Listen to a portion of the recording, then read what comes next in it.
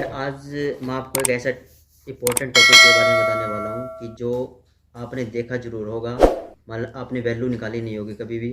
तो सबसे पहले मैं आपके सामने, जैसे कि हमारे पास जो कैलिब्रेटेड रिंग होती है और इस कैलिब्रेटेड रिंग में डायल लगा होता है और नीचे जो प्लंजर लगा होता है उसके बारे में बताने वाला हूँ कि जब हम कोई भी सीवियर टेस्ट करते हैं सोil का, तो जैसे कि हम 2.5 के ऊपर जो वैल्यू निकालते हैं प्रेशर लोड की, फिर 5 mm प्रेशर के ऊपर जो वैल्यू निकालते हैं, जैसे कि हमारे पास 20-55 होता है 5 mm पे, और ढाई पे हमारा जैसे 1370 kg जो लोड होता है वो लोड कहाँ से आता है और उस वैल्यू कैसे निकाली जाती है। तो इसके सामने मैं वीडियो के सामने ये कैलिब्रेटेड रिंग के साथ जो प्लंजर लगा हुआ है इसके बारे में बताना चाहता हूँ। इसकी मतलब वर्किंग क्या होती है मतलब सोइल के अंदर। तो इसके सबसे पहले बताता हूँ, इसका मैं डाया बताता हूँ कि इस प्लंजर का जो डाया है वो 50 mm डाया होता है और इसकी जो हाइट होती है वो 100 mm हाइट होती है। जो सीवियर वैल्यू चेक करते हैं इस प्लंजर के द्वारा ही हमारी सीवियर वैल्यू आती है कि ये कितना सोइल के अंदर क्या है पेनिट्रेट हो रहा है। जैसे कि पेनिट्रेट का मतलब होता है कितना अंदर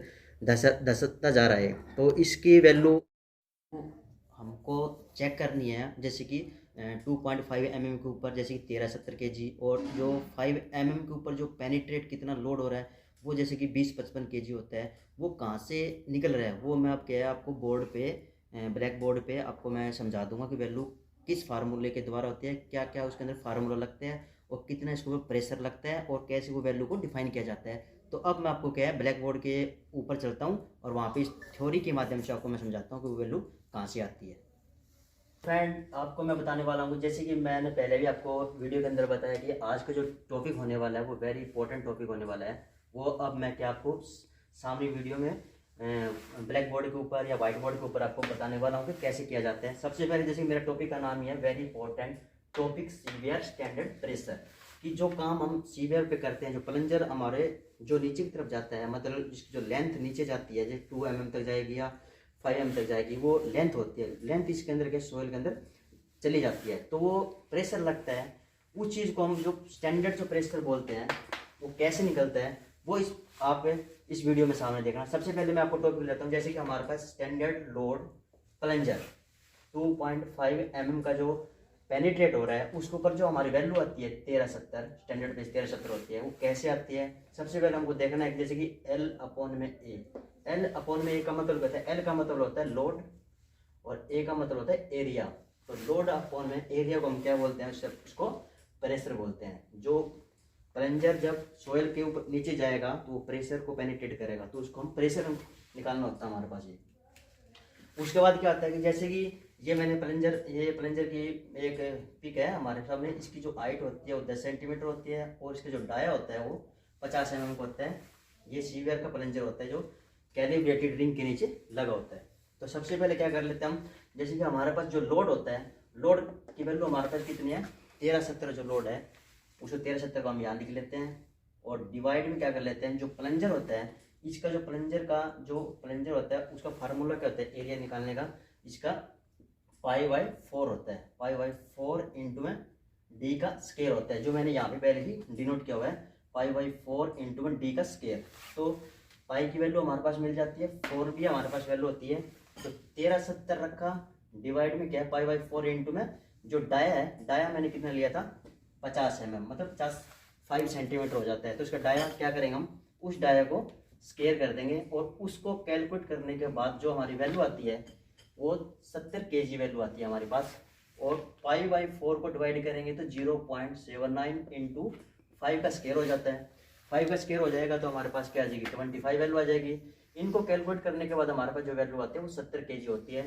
जो 70 kg होती है वो क्या चीज़ होती है, जो पेनिट्रेट 2.5 mm के ऊपर जो लोड को पेनिट्रेट करेगा उसका जो पेनिट्रेट कर रहा है उस पर जो लोड आ रहा है वो 70 kg लोड आएगा 2.5 के ऊपर। नेक्स्ट ऊपर आगे क्या है, इसके बाद मैं बता रहा हूँ कि स्टैंडर्ड लोड प्लंजर 5 पे कितना आएगा। तो वो वैल्यू होती है हमारे पास 20-55 वैल्यू होती है। 20-55 जैसे कि 2.5 पे निकाली वैल्यू, ऐसी वैल्यू में 20-55 को कैसे किस पे 5 पे निकालूंगा जो वैल्यू होती है, जैसे कि उस वही फार्मूला के अंदर पुट कर देंगे 20-55 को और पाई/4 इंटू में 5 का स्केयर कर देंगे। तो उसको मैं कैलकुलेट करने के बाद जो मेरी वैल्यू आती है 105 kg, 105 kg आती है। ये 105 kg किस पे वैल्यू आती है, 5 mm के ऊपर आती है। तो ये जो वैल्यू है 70 kg, 105 kg, इस वैल्यू को हमको फार्मूले के अंदर पुट करने हैं, जो वैल्यू हमारे पास 1370 और 2055 वैल्यू निकल के आएगी। तो कैसी आएगी वो, सबसे पहले क्या करना है कि स्टैंडर्ड प्रेशर एट 2.5 mm पे पेनिट्रेट कर गया।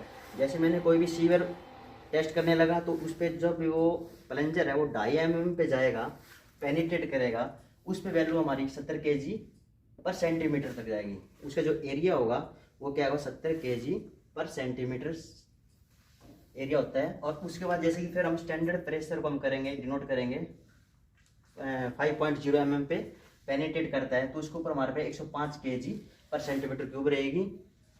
अब इसके बाद नेक्स्ट क्या रहता है, ये दोनों चीज़ तो हमको पहले से ही यहाँ मिल चुकी है, 70 kg और 105 kg।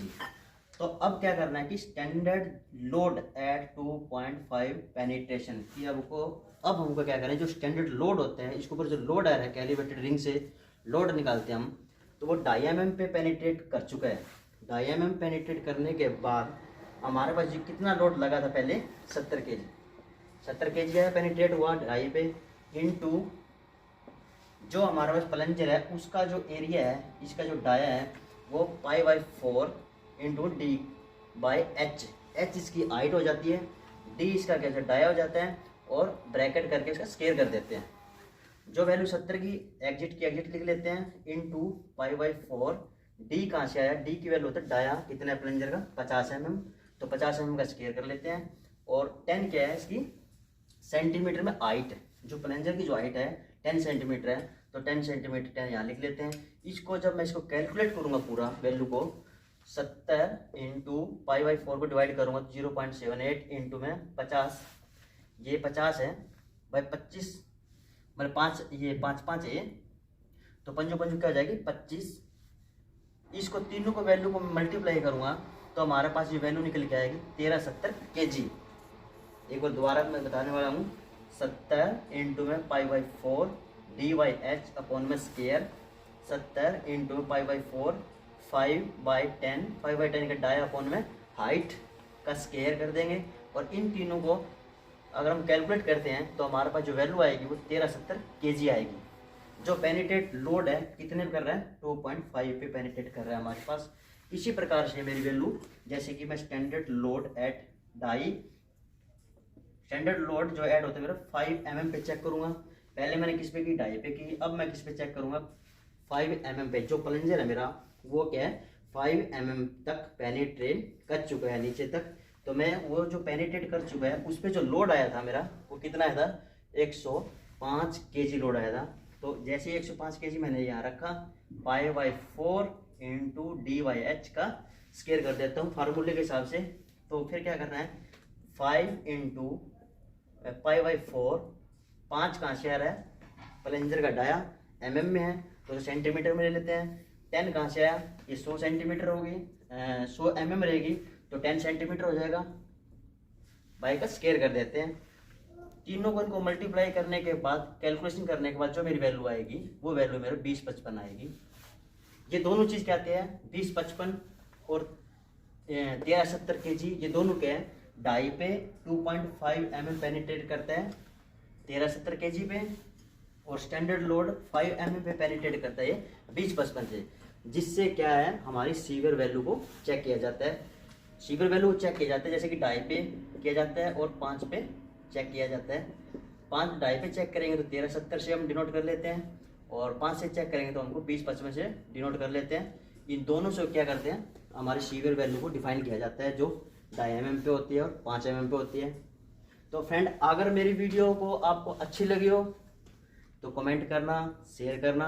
अगर कुछ चीज़ इसमें समझ में नहीं, आपको कुछ चीज़ इसके अंदर समझ में नहीं आई है तो वो दोबारा आपको मैं वीडियो बना दूंगा। मेरे डिस्क्रिप्शन या कमेंट में जरूर बताइए कि वीडियो कैसी लगी, और लाइक कीजिए और शेयर कीजिए। वीडियो अच्छी लगी हो तो शेयर कीजिए और कमेंट कीजिए।